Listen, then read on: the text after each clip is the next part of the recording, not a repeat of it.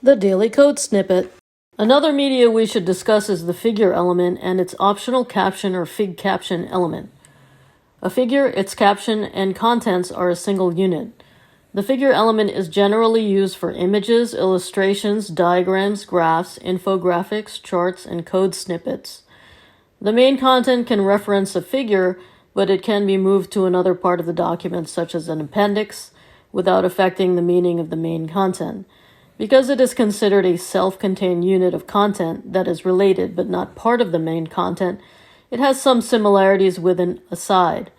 But a figure element has a built-in captioning mechanism.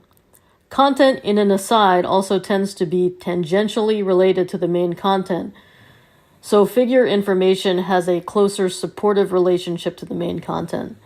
The fig caption is within the figure element, and it is either first or last. Here are some basic examples of a figure element in use. An illustration without a caption.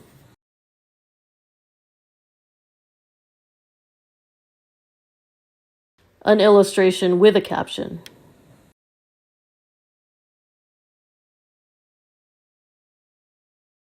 The difference between figure and aside is confusing.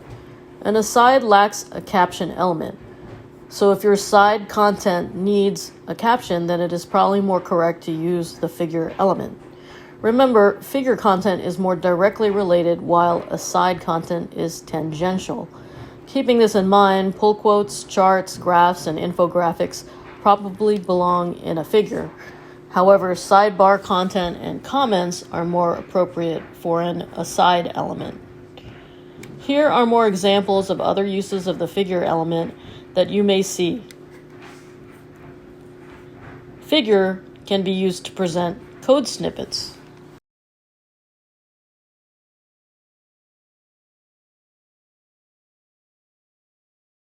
It can be used to present quotations.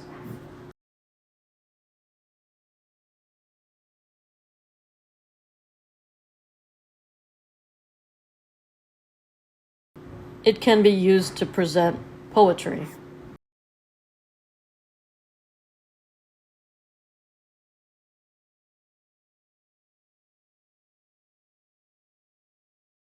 Presented by Designers Learn Code.